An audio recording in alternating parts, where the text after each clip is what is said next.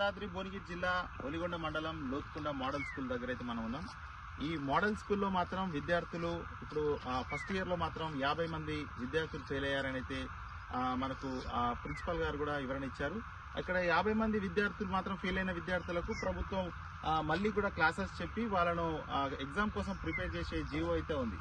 కానీ ఇక్కడ మాత్రం విద్యార్థులు ఒక్కరు కూడా లేకపోవడం, హాస్టల్లో అయితే 0 స్ట్రెంత్ ఒక్కరు కూడా లేరు.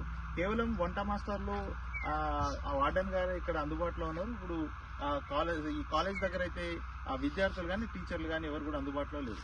సో ఇది మీరు చూడొచ్చు, ఇక్కడ ఈ శివసాయి ఐటీఐ, సిద్ధార్థ ఐటీఐ అనుకునేవి. ఇది మోడల్ స్కూల్. ఇది మోడల్ స్కూల్ గేట్ కి సిద్ధార్థ కాలేజ్ కావచ్చు, ఇక్కడ శ్రీ శివసాయి కాలేజ్ యాడిస్ బ్రహ్మాండంగా అయితే కాలేజ్ మెయిన్ గేట్ కి అయితే ఇక్కడ యాడ్ ఇస్తా ఉన్నారు. ఇది మోడల్ స్కూల్. ఇది యాక్చువల్లీ ఈ మోడల్ స్కూల్ కి మరి కాలేజీకి సంబంధించి ఇతర కాలేజీల బ్యానర్లు ఇక్కడ బ్యానర్తో అడ్వర్టైజ్ ఇస్తా ఉన్నారు.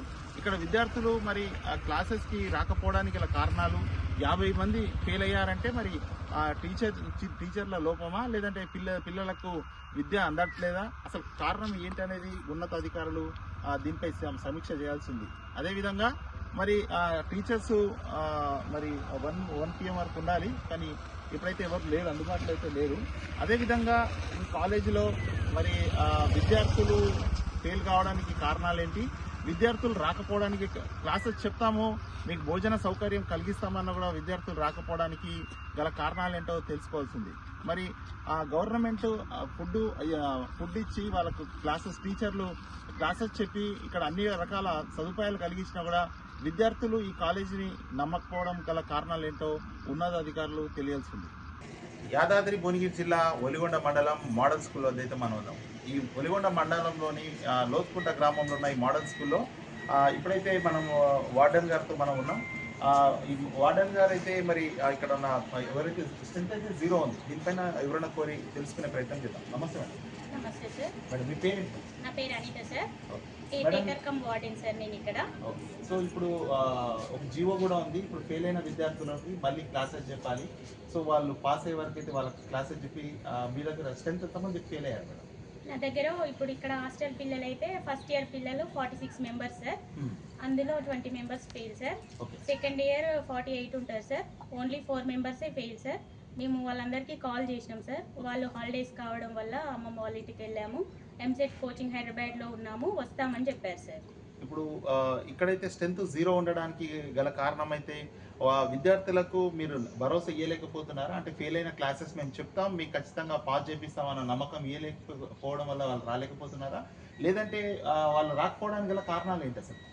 సార్ ఇప్పుడు ఏంటంటే ఎంసెట్ కోచింగ్ హైదరాబాద్లో ఉన్నామని చెప్పారు సార్. మధ్యలో రావడానికి ఒకటి ఆలోచిస్తున్నారు సార్. అండ్ మండే నుంచి పంపిస్తామన్నారు సార్. మొన్న నుంచే హాలిడేస్ స్టార్ట్ అయినాయి కదా సార్. అసలు ఇప్పుడే క్లాసెస్ అంటే కొంచెం ఐడియా లేదు సార్ నాకు. సాటర్డే అనుకుంటా సార్, లాస్ట్ సాటర్డే అనుకుంటా సార్. మేమైతే లాస్ట్ సాటర్డే నుంచి ఓపెన్ చేసి పెట్టినాం సార్ హాస్టల్. ఇప్పుడు ఈ వారం రోజులుగా టీచర్లు అసలు ఏం చేస్తున్నట్టు? వారం రోజుల నుండి క్లాసెస్ జరగట్లేదు, ఇక్కడ మరి వర్కర్లు వస్తున్నారు, టీచర్స్ వస్తున్నారు అంటున్నారు, కానీ మరి కాలేజ్కి అయితే లాక్ అయి ఉంది. హాస్టల్లో మాత్రం 0. మరి వర్కర్లు ఎందుకు వస్తున్నట్టు ఈ వారం రోజుల నుండి మీ పై అధికారులకు చెప్పారా అసలు? సార్ మేము చెప్పాము సార్. అక్కడ టీచర్స్ కూడా వస్తున్నారు సార్. వాళ్ళు కూడా ఇంతకు ముందుకే వెళ్ళినారు సార్. ఎంతమంది వచ్చారు? వాళ్ళు రెగ్యులర్ గా వస్తున్నారు సార్. ఈ రోజు ఒక 8 మెంబర్స్ వరకు వచ్చినారు సార్ టీచర్స్. ఇంతకు ముందుకే వెళ్ళారు సార్ వాళ్ళు. ప్రిన్సిపల్ గారు కూడా వచ్చారు సార్. పిల్లలకు కూడా కాల్స్ చేస్తున్నారు సార్. వాళ్ళు కూడా మాకు సపోర్ట్ చేస్తున్నారు సార్. మేము కూడా హాస్టల్ ఓపెన్ చేసినాం సార్. ఆ పిల్లలు వస్తే చేస్తాం సార్. పిల్లలు వస్తే వంట స్టార్ట్ చేస్తాం సార్. మేము రెడీ ఉన్నాం సార్. మా దగ్గర 5 మెంబర్స్ ఉంటారు సార్. ప్రెసెంట్ ఈ రోజు 4 మెంబర్స్. లంచ్ చేయడానికని వెళ్ళారు సార్. లంచ్ చేయడానికి 6 మెంబర్స్ సార్. యాక్చువల్లీ ఇద్దరు లంచ్ చేయడానికి. ఇక్కడ ఎవరు పిల్లలంతా స్ట్రెంత్ 0 ఉందన్న విషయము మీ పై అధికారులకు తెలుసా? ఇన్ఫర్మేషన్ ఇచ్చారా? ఓకే, పిలిపించమన్నారు సార్. పిలిపిస్తున్నాం సార్. మీ పేరేమన్నా? నా పేరు అనిత సార్. ఓకే, ఇప్పుడు మోడల్ స్కూల్ వార్డెన్ అయిన అనిత గారు అయితే చెప్తున్నారు, పిల్లలకు మేమైతే కాల్ చేసాం కానీ వాళ్ళు రావట్లేదని. కానీ ఇక్కడైతే పెద్ద ఎత్తున ఆరోపణ ఉంది. ఈ స్కూల్ మొత్తంకి అయితే 50% ఫస్ట్ ఇయర్లో 50% స్టూడెంట్ ఫెయిల్ కావడం. ఈ 50% స్టూడెంట్ ఫెయిల్ కావడానికి కారణం మరి టీచర్ లోపం ఉందా, లేదంటే విద్యార్థుల లోపం ఉందా?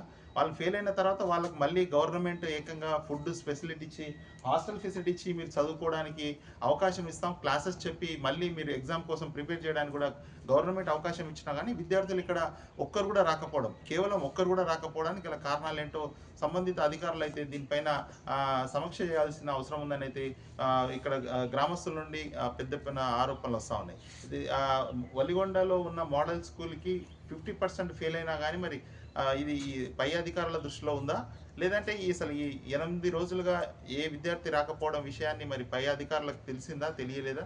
దీనికి సంబంధించిన ఉన్నత అధికారులు దీనిపై చర్యలు తీసుకోవాలని అయితే విద్యార్థుల తల్లిదండ్రులు అయితే చెప్తా ఉన్నారు. కెమెరామెన్ శ్రీనివాస్తో రాజు నాయక్. అధికారులు మీ సమస్యలను పట్టించుకోవట్లేదా? నెలల తరబడి మిమ్మల్ని ఇబ్బంది పెడుతున్నారా?